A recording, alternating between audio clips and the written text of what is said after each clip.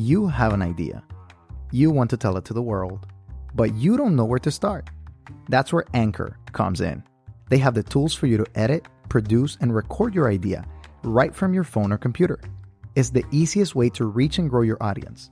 They publish for you to Spotify, Apple Podcasts, and all major platforms.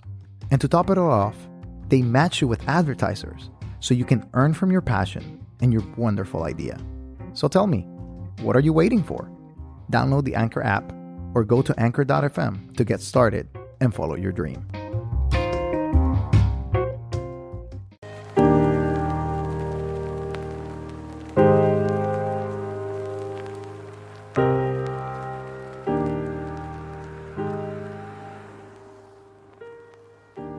All right. Let's just do some. What's your favorite childhood memory? My favorite childhood memory. I would have to say probably hanging out with my grandma when I was a child, up until I was 7 years old when she passed away. I would go to her room. She lived with us, and I would go to her room every morning because I was homeschooled, so I didn't have to go to school. And I would just lay in her bed, and we would just have really deep conversations for a 7-year-old. It wasn't really deep. We talked about what I wanted to eat today, but okay, so that was deep at the time. That was deep at the time. I mean, right. Lunch was a very important part of the day. Right. At that age. What was your favorite lunch meal? I guess Well, so I was homeschooled and vegan. So my favorite lunch at 7 years old is pretty underwhelming. It probably consisted of Vegenaise on bread with tomatoes or something like that. So there are a lot of people that are listening right now, and they're like, "What on earth is Vegenaise?"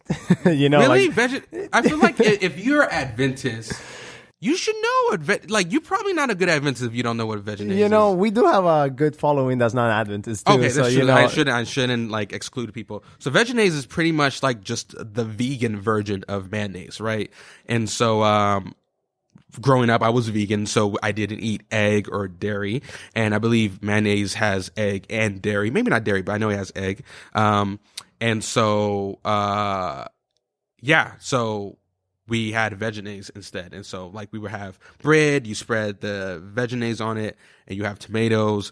Or we would just have peanut butter and jelly sandwiches. Right. So peanut butter that was vegan.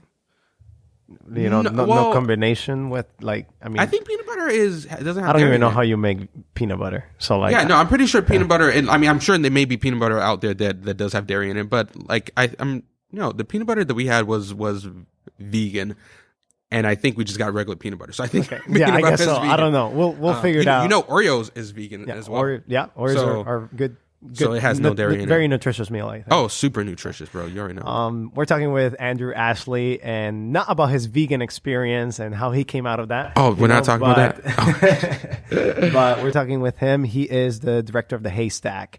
And a lot of people are thinking, maybe right now, what is the Haystack? So, Andrew, what is the Haystack? What is the Haystack? Once again, not wanting to exclude any of the, I guess, non-Adventist viewers. But firstly, a haystack is pretty much it's a type of food, and it's a taco salad if it were. So you have chips, sour cream, lettuce, and all these different things that you would typically have in a taco at Taco Bell. But for Adventists, the haystack, which is a taco salad, but we call it the Haystack. Not sure why we do that, but basically the Haystack is a very important, precious meal for Adventists. And so the Haystack is not only a food, but it's also a media organization that is ran by Adventists and for young adults in the Adventist church. And we have social media platforms. We do all different types of media, from short films to documentaries to even fictional projects. We even, work on some podcasts. We're on YouTube, Facebook, Twitter, Instagram. And so pretty much, it's like a Adventist Viceland. That's what I like to think of. At least that's what we're aiming for. Right? Okay. So, this is not your first media project, though. You've had other media projects in the making, correct? Yeah. So I have a pretty, in the last, 8 years, I've worked on a lot of different media ministries and media projects, been involved, started some, and yeah, I've been all over the place we're using media as a means of ministry. So why do you think it's important to use media as a ways to convey ministry or, other oriented tasks from the Bible or Christianity as a whole? Yeah, dude, I think that's an interesting, way of even asking the question. And most times that's kind of the conversation, why use media to kind of convey the gospel or to, use it in a way as a tool for ministry. And it's interesting because we have always used media is really just a tool that you use to communicate, right? So even 100 years ago, they had media. What was media? It was someone standing in front on a pulpit, right, with maybe a mic, or some type of thing that could amplify their voice. And they used this tool. It was a media tool, right? They used it to convey ideas, to communicate, really, right? And so we've always used media. And as time has progressed and there's been more technology and tools that we have discovered to use as media, like the radio, right? When the radio came about, the Christian world, the Adventist world took that tool and saw how the world was using it to communicate and said hey, we should do that too. And so you had a whole bunch of radio hosts that would talk about God and the gospel. You had televangelists who started, using television or who would go around the country and use, once again, pulpits and mics to speak to people. So what I do now and what I believe is that social media, Facebook, Instagram, YouTube, film is just the new, and it's not new anymore, but for some people is the new current tool of media to use just to convey, to communicate ideas and the gospel. Yeah. Is creating content in these just, I guess, pots of just everything. I mean, there's this melting pot, right? When we refer to America. Yeah. And also in the social media space, there are so many services, you have Snapchat, Instagram, you name it, whatever it is that you have. But is giving content that is Christian a positive, maybe an encouraging, or, is it necessary? Because there are negative sides. I mean, right now, I guess the millennial generation, the Gen Xers, and maybe some baby boomers, some people, or Gen Zers as well, have a relationship with technology that is sometimes dysfunctional and unhealthy. Yeah. And very unhealthy, to a certain degree. Is, putting media into that, space, is that a positive thing, or are you reinforcing the negative behaviors that keep people, linked to that? How do you reconcile those things where you're sharing Jesus, but you're also encouraging people to consume and, without maybe a message. I don't know. Yeah. So what I hear you saying is dude, this platform, there's so much that this platform can be used to harm people. There's so much very challenging, harmful things happening with this platform, with the platform of media, and it can be unhealthy for so many. So can this platform really be used for good? At least that's why I hear you asking. Dude, it's that old parable, dude, water can be used to drink or it could be used to drown somebody, this tool, just like most tools, can be used to edify and can be used to destroy. And so, and I believe that the devil, just like he did with radio, right? What he did with the television, any type of kind of resource or invention that kind of comes about, the devil, does a good job of using it to hurt people, to distract people. And yes, has social media kind of really, and the smartphone kind of really taken over our lives, and in many ways is hurting and killing us, intellectually and just, emotionally, and causing us to be socially awkward. There's a lot of issues with social media. However, social media is not going anywhere, right? So people are still going to consume content. People are still going to spend hours a day on YouTube, on Instagram, on Twitter, on Facebook.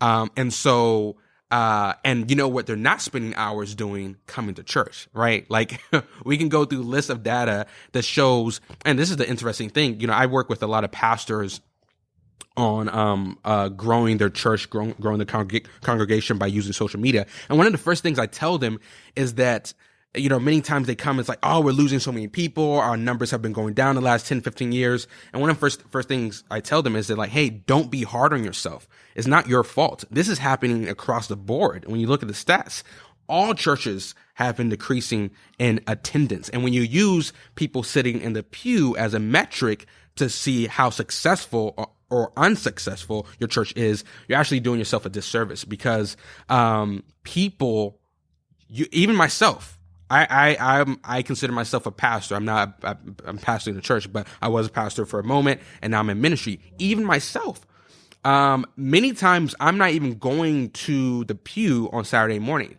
A lot of times I'm consuming and getting my feeding my soul through consuming video content on YouTube or on a website. So basically, I believe that people are going to, the pulpit is dying, right? Mm-hmm. And the secular world is using social media to kind of get the attention of the masses, right? To get more customers, to grow their business, right? Everyone else is using it, right? No one is going to the bank anymore to cash a check, to interact with the teller, right? So what do banks do? Now they have apps. Now they use social media. Now they use media to kind of communicate with their customers, to get more customers, to promote it. Commercials, companies are investing a lot less in commercials because no one's watching TV anymore, and they're investing a lot more on website ads, et cetera, YouTube ads. You get the point. And so all the rest of the world is moving this way because this is the new medium, right? Just like radio, television, this is the new medium, right? And so I strongly believe, even though it's uncomfortable, and in many times, for someone like myself or someone who may be a little older than me, like you said, Gen X or whatnot, it's challenging because we didn't grow up I kind of did, but a lot of people didn't grow up in the context where this was relevant, so they don't know how to use it, right? That's the biggest thing. Mm-hmm. I don't know how to use social media. I don't know how to use this. But either way, it's happening. And so you can either learn how to use it as a tool, or you cannot. And if you don't, my fear is that we'll be in big trouble. Is social media, I don't think that you're trying to say that social media will replace completely human interactions and maybe like the needs of the community. No. I hear you. It's kind of like a supporting. Yeah. And that's kind of one of the tricky things, right? Because like, in order for us to, like, social media can't replace community, right? Mm-hmm. Social media is kind of the opposite of community, right? And that's one of the biggest problems, is that people becoming antisocial because they can just spend all day interacting with their friends by tapping a picture or doing a little comment. And that's causing people to not be able to have healthy interactions, healthy touch, et cetera, et cetera. And so I don't think it should replace church per se. While I feel like the pulpit is dying, I don't believe the church is or should be dying. I think, like I said, that social media can just be used. I'm simply saying it can be used as a tool to engage with people with the hope and the purpose and the goal of bringing them into the church. So what the Haystack does, for example, the content we create, we try to just create really relevant content that speaks to the lives of young adults everywhere, with the hope that they themselves, as they engage with the content and as they engage with Jesus, the only next natural step is to engage with the community. So then they're looking for the local church and engaging with them. And to be completely honest, dude, I don't think we've mastered that model. I really don't think. I don't think myself, I'm still learning how that works, how to, I know a lot of YouTubers as well, Christian YouTubers, they're trying to figure out, dude, how do we take them from consuming content on their phone to sitting in the pew? Right. And I think that that's also the challenge of the pulpit. Yeah. As a physical space. So can you elaborate more on the pulpit in the digital space? I mean, like, because you're saying that the pulpit is dying. whereas what I hear you say is that the pulpit is being replaced, Mm-hmm. you know, at the same time. Like, you know, it's not just like it's dead, you know, it's phasing out in its current form. Yeah. And it's taking maybe a digital form, but the action and the commitment is still lacking. Yeah. Whether you're preaching from the physical space and members are not engaged, you know, you're also showing that there's a challenge between presenting media and actually get them to do something. Yeah, yeah. You know, so maybe it's a human component that we haven't tapped into. Yeah. And so this is, so I love preaching. I preach a lot. And when you're learning how to preach, one of the biggest things they tell you is that, you know, in order to have a effective sermon, and you need to speak to the heart, right? So you have to have a moment in the sermon when you're relating this information you're telling to the audience. And some ways you can do that is by telling stories. That's a big thing that we're talking. I mean, you're a pastor, you know this, illustrations, stories. And at some point you speak to the heart of the audience and then ask for appeal, right? So that's pretty much what sermoning is, right? That's how you do a good sermon. And on the pulpit, that's what you're doing. You're preaching. And so what you're seeing now with Netflix, even Hulu, what you're seeing with all YouTube, is that people are creating content that and shows and all different types of content that is speaking to the hearts of other people, right? And what I mean by that is that when you look at, when I was a kid, you didn't have shows, like just shows. You go on Netflix, you see thousands and millions of shows. And there's these shows that speak to a very specific niche group of people, right? So someone who is dealing with heartbreak, right? They can find a show content that teaches them about growing from heartbreak and things they can relate to and speaks to the heart and moves them to do certain things, right? So there's shows that I'm trying to think of examples, but basically there's content that I've consumed that has helped me go through some process of life, adulting, what have you, right? And they haven't even been Christian content. And so,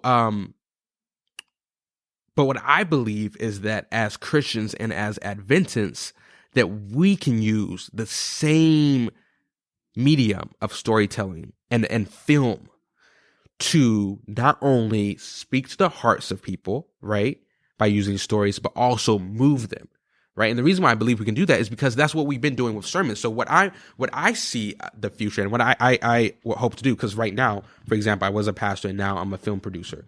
So basically what I want to do and what I feel God has called me to do is to do the same thing I was doing when I was preaching, but now do it visually, right? So before, when I would preach, I would use Bible stories. I would use illustrations to convey different ideas, and then I would speak to the heart of the person and move them. So what I think that would be awesome for the church to invest in is let's invest in films. Let's invest in media projects that both speak to the hearts of people, tell really convicting stories, and move them. And once again, I don't know the exact model how to do this, but hopefully move them to a point where they're either engaging with Jesus on a daily basis or coming to and sitting in the pew, or just growing with God. And just to give some.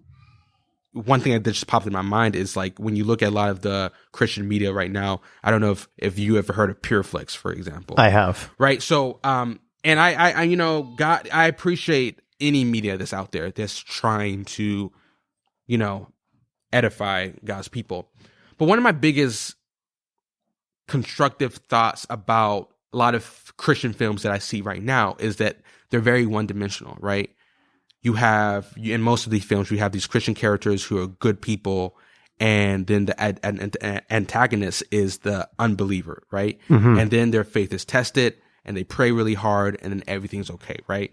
That's what you see in a lot of the films. It's kind of like, come to the church and you'll be fixed. Exactly, right?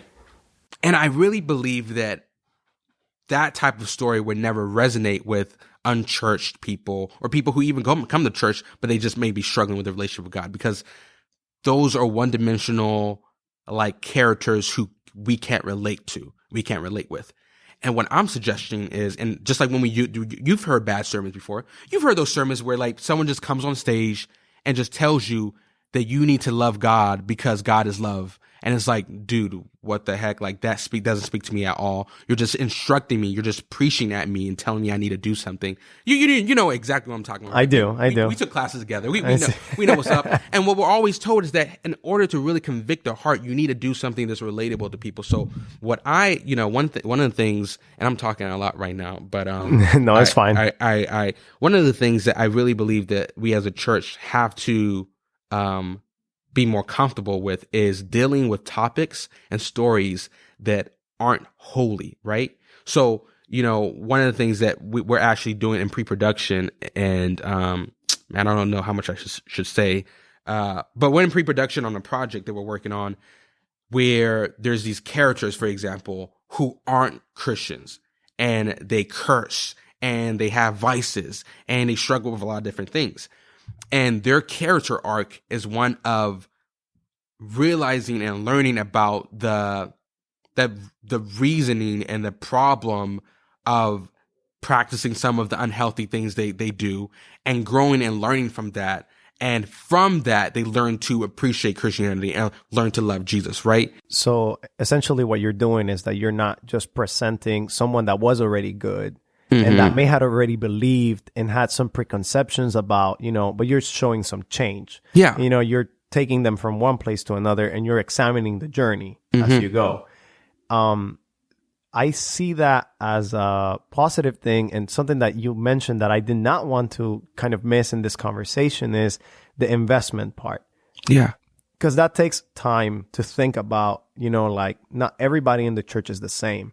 And I guess like something that I would really want to see is maybe like, because you're maybe talking about somebody that is not church, or maybe it is church, but like a character, right, that comes to church, but that still has these problems, and maybe feels shamed or like whatever, because that's something that's real. Like, we have so many different experiences in our churches that tapping into like only the God will fix it. What if he doesn't? Yeah. Showing maybe a story that is still like in tension. I think that's...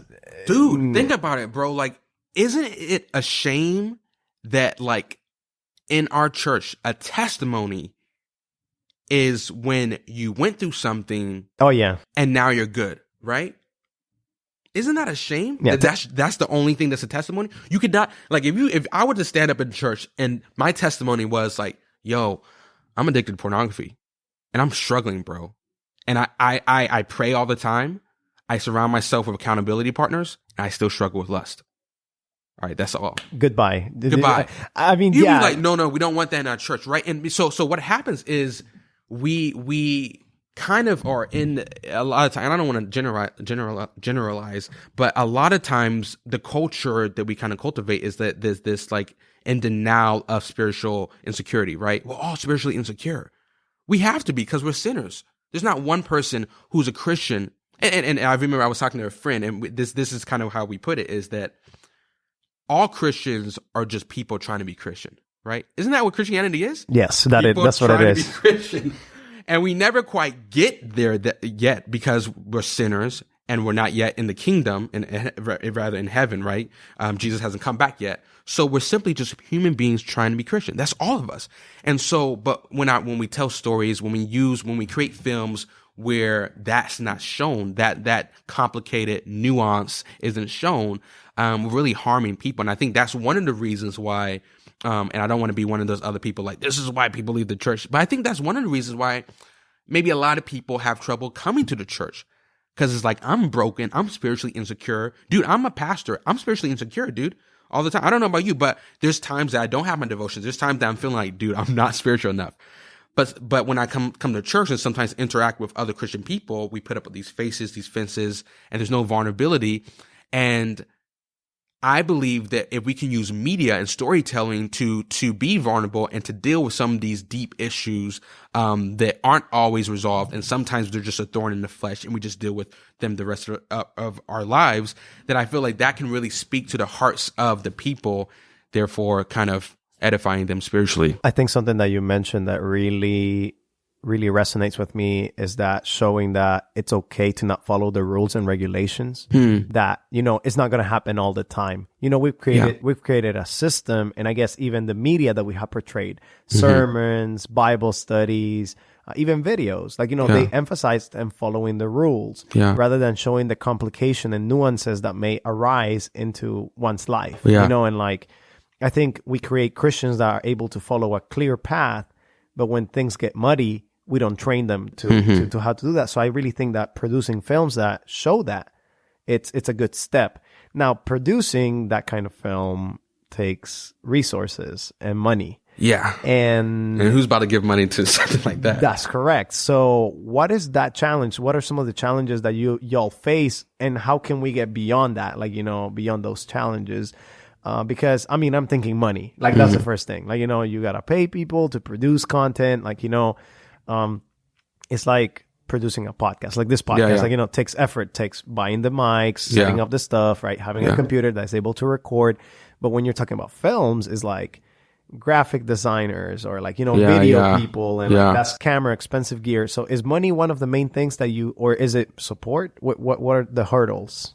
Yeah, so I mean, obviously the biggest thing is money, right? I feel like for everything in life, the biggest thing is money. I want to do this. I don't have the money. I want to do that. I don't have the money. So money is the biggest thing. And I think that what makes getting money challenging is that finding people who have those resources who also understand the vision, right? That's the biggest struggle, because it's hard, especially if you grew up in a Christian or Adventist context. And on top of that, you don't struggle, or maybe you're not spiritually insecure in that way. There was a time, for example, for me, where I was a theology student, and I was very spiritually secure, too secure. In fact, kind of spiritually arrogant, right? I felt like I was a really good person, really great Christian. And so when I would hear stories of people having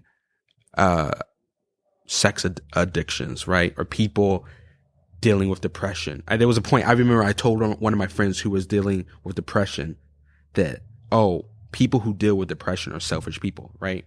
I believe that. And so, and I'm not saying that people who are spiritually secure think like this, but there was a point where I couldn't buy into this vision, this idea that stories like these broken people trying to figure things out needed to be told. And so it wasn't until I myself went through some broken experiences that I kind of realized that. And so I think one of the biggest challenges is that a lot of pastors, a lot of great ministers, great Christian people, a lot of them can't completely resonate with this idea of brokenness and telling stories about people who are broken, because, man, it sounds like we're celebrating this. It sounds like we're saying this is okay. And so the biggest struggle is trying to convince people that these stories need to be told, and that they can be told responsibly, right? Because we're not just throwing information out there. We're not just capturing these stories, but also telling them in a way that they can edify, encourage, and challenge people who may be going through these struggles. Does that make any sense? So yeah, for sure, it makes sense. I think that something that I'm trying to think through when you said edifying, or like, you know, we're just not trying to throw the information out there, is who regulates that? I mean, like, and I think that that's a big part of it, because sometimes, you know, I think that we try a lot, especially Christian movies, like, you know, they try to like resolve everything at the end. But what if you just leave it hanging? And it's hard for Christians to accept that. It's hard for Christians to be like, hey, you know what? Like, this is going to take a longer time than a 45-minute film or like a short film or like a 2-hour movie. Yeah. I mean, we can all relate to Avengers Infinity War. They left us hanging. Sure, we know that they're going to make it happen. They're all going to come back alive, Yeah, they're all going to come back alive. I mean, I don't know how or whatever is going to happen, but like the reality is like they left us hanging. And I feel like that's such a powerful, you know, thing, because and you don't need a sequel. Yeah. You can just be like, okay, this person is hanging. Maybe the call to action is, what are you going to do? Or, you know, like, how is this going to, maybe like give that creativity to the viewer. Dude, yeah. And I think if we don't do that, we're being irresponsible. Jeremiah, what happened to Jeremiah? Maybe there's something I missed. Did he have like some really beautiful ending when he got married and had a whole bunch of kids and like he rode off in the sunset? No, like from what we see, like this dude, he was called to do something that was rough. He did it. He was obedient, and it still was rough. That's right. I mean, he got beaten. He got beaten so many times. So many times. After everything he warned, after it happened, it's like, and then destruction came. You know? Yeah, I mean, like that was it. You know, Jesus, right? His life. You know, Paul has thorns in the flesh. All the disciples, and so we like celebrating those stories, but the reality is that in a lot of our Christian films, we paint this picture that being a Christian is this joyful, awesome experience that means that you're gonna you're gonna get the girl of your dreams because you're gonna pray hard enough. You're gonna have these beautiful kids that have all these things, and if any trial and tribulation does happen, just pray really hard, and everything's gonna be okay. That's bull, man, dude. Being a Christian. And excuse my language. I don't know if that's. You might I don't think bull is. I don't think, but I don't want to. But being a Christian, see, like that's the thing. It's one of those things. It, like right? We shouldn't be like. I think like learning to embrace who you are. Yeah. And like it's just part of it. I embrace like, myself too much, bro. Just I get in trouble all the time. But I really think that even English language, like I mentioned, that one project we're working on, where several of the characters are actually cursing, because we believe that, once again, and I believe a lot of the work that's been done, I believe has been done well. But one of the biggest things, and I put it like this, the Christian genre right now, it just seems like it's all family friendly content. Yes. And a lot of parts of the Christian experience isn't family friendly. I mean, a lot of parts in the Bible isn't. You got scenes where people are like, doing some pretty intense stuff. Sins. Rated R, rated X stuff, right? Triple X. Sometimes. X, right?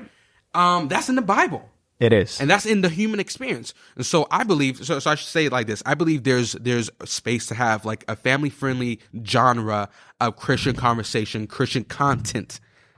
But also I believe there's so imperative and so important to have a genre where it's like rated PG-13, rated R, when we deal with some really real issues that people are struggling with. I have friends who are legit dealing with sex addiction, or who are dealing with depression, suicidal thoughts, who are dealing with financial struggles, dealing with things that young adults deal with.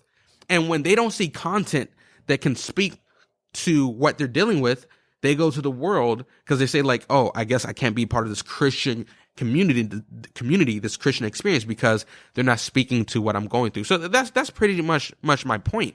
When you go to the Bible, you can find all these things. It's all of it's addressed. So why don't we do the same thing with our Christian content? I think it's just pushing the agenda. It's like, it's hard because people are going to be uncomfortable. But it's okay if people are uncomfortable. I mean, that the Bible is uncomfortable. Mm-hmm. And we have to be willing to stand up for what we think is best. Mm-hmm. So I really think that it's good that you guys are developing those plans. Our time is kind of closing, so I'd like to get a little bit more of information on how can people watch this content, future projects, whatever it is. You mentioned everywhere that it is. So it's just like the haystack.com or like. You can find, and to be clear, a lot of the content we have out right now is more documentary based. We're actually in the pre-production of doing a lot more fictional projects. But you can find us on any platform, Facebook, Twitter, Instagram, and just type in the Haystack. And you can also go to thehaystack.org to get like a list of all our content, podcasts we sponsor, and even the blogs. We have a lot of great blogs. And so, and our Facebook is actually one of our main platforms when we post a lot of our videos. So check us out there, the Haystack, not a taco salad, Haystack. That's good. That's good. Well, I think that I'm kind of excited to see how this media, ministry, kind of booms now, that maybe someone listening maybe is able to reach out and be like, you know what? I want to do something different now. Instead of just telling the beautiful stories, let me take the hard stories, because I also think of, not only but spiritual battles, we usually think of terror movies, right? Horror movies where there's demonic possession, but that happens, and sometimes it's more subtle than we think. I mean, I just take the movie Venom. I don't know if you watched it, but there's Venom takes over, right? And it's it's very subtle, and sometimes we don't deal with that. Maybe somebody has some sort of problem, or some evil spirit taking over them. You're not seeing them react The Ring. I think that's the movie. Maybe it's more subtle than that. Yeah. Maybe you still need to pray and So I think that there's a lot of work to be done. So a lot of topics, a lot of things to cover. Yeah. As is our tradition, we like to give you the final word. So whatever you want to say on media ministry, the dying pulpit or the new pulpit, whatever it is that you want to touch on. Dude, I guess I would say that discomfort is a vital part of the process of growth. You can't have growth without discomfort. And so I would encourage and challenge each and every one of us, if we're Christian or non-Christian, to the moment that you find yourself comfortable or you find yourself not liking something because it makes you uncomfortable, that's probably a good sign that you should probably explore that a little bit more and maybe be going in that direction, because that's how growth happens.